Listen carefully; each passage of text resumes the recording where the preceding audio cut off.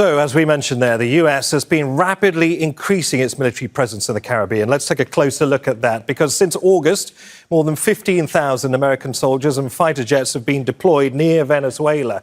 It is the largest deployment of US forces in the region in decades. The US Navy's largest aircraft carrier, the Gerald R. Ford, has arrived in the southern Caribbean.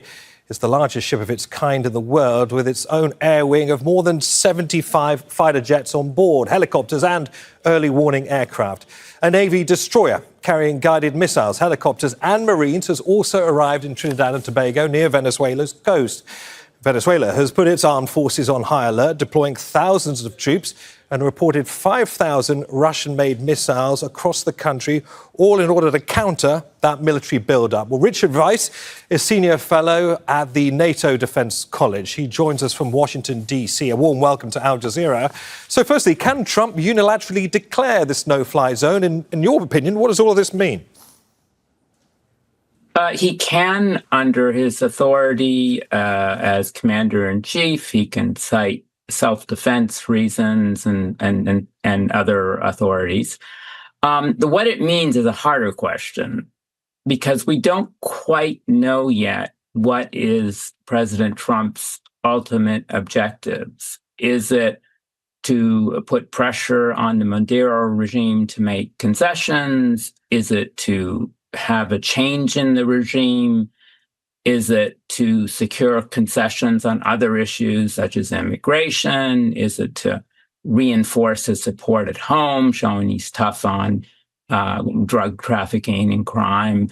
Or is it to influence other countries in South America? We know he's had problems with the governments of Brazil and a few others. So perhaps all these motives are at work. Perhaps some are more important than others. But for now, he's decided that putting pressure on the government through the military exercises you just discussed and the declaration of a de facto no-fly zone is going to help him with any of these goals. Richard, I'm just looking at the flight data map. I think we can probably get it up on screen here, that shows that mostly the warning to avoid airspace over, there it is, airspace over the country has been heeded. I wonder how the US can actually enforce and maintain this declaration, though, if there are any violations in its eyes.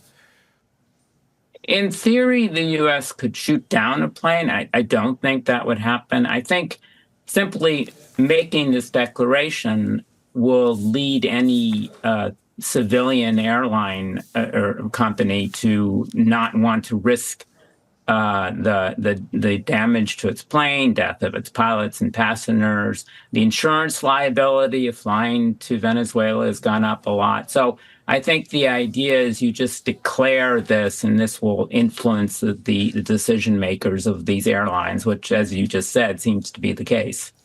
Even if there is no military objective behind this, that it is perhaps a very fierce diplomatic form of posturing, this is likely to cause a huge amount of disruption across the country, to commercial airlines, to vast numbers of people, to the way in which cities are operating as well, of course, with people going to and from airports.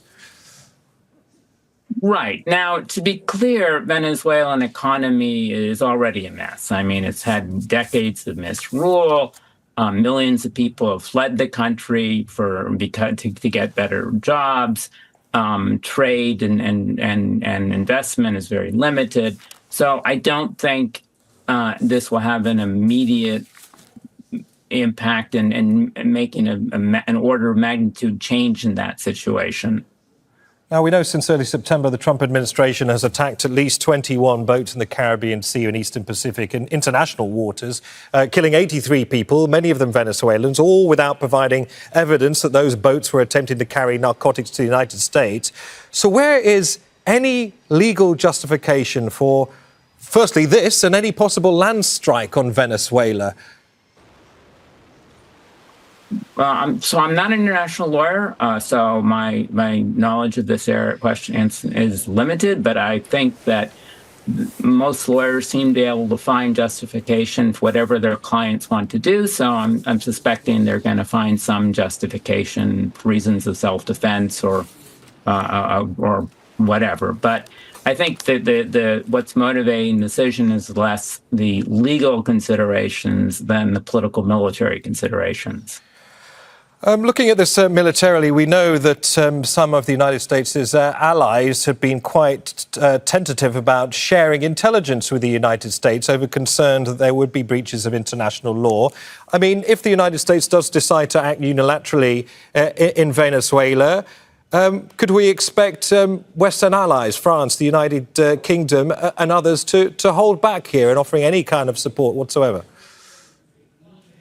I think that could well be the case. We saw this, for example, when the U.S. and Britain invaded Iraq a couple decades ago. Some countries decided to declare they opposed this and refused to assist, at least initially.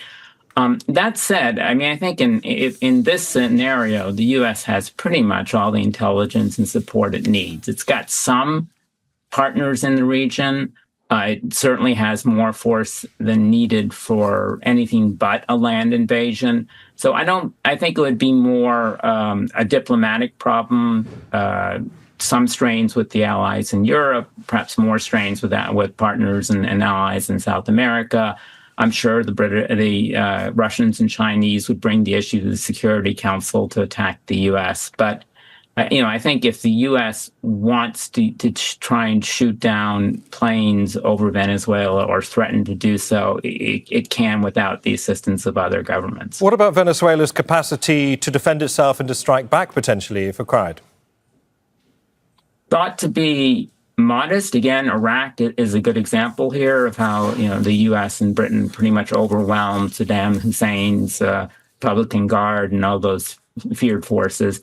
So the main problem of actually using force in Venezuela, particularly a land invasion, is what comes afterwards. So, okay, you destroy the existing political military structure. They're really good civilian candidates to take over leadership, but the economy would be a wreck. There wouldn't be force to keep law and order unless the U.S. troops there stayed there for years, as we saw in Iraq.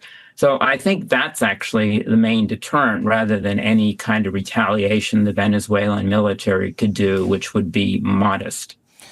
And of course, the US has issued that huge $50 million bounty for Maduro's arrest. I mean, the fact that the United States might feel the need to ratchet up things militarily with any kind of direct action in Venezuela, does that say that that offer of a huge amount of money and whatever intelligence the US may have operating on the ground in Venezuela isn't working on its own? What I think the Trump administration would prefer is if the Venezuelan military were to seize power and arrest Maduro, or Maduro would go off to, follow Bashar Assad's solution and fly off to Moscow or Cuba or someplace. But since that hasn't occurred, they're clearly ratcheting up pressure, and this may be part of this, the military maneuvers and the no-fly zone. All right, it's been really good to hear your thoughts and analysis on this, Richard. Richard Weiss there, Senior Fellow at the NATO Defence College with us in Washington, D.C. Don't miss out. Get the full picture. Subscribe to Al Jazeera for reliable news and expert insights. Like, share, stay ahead.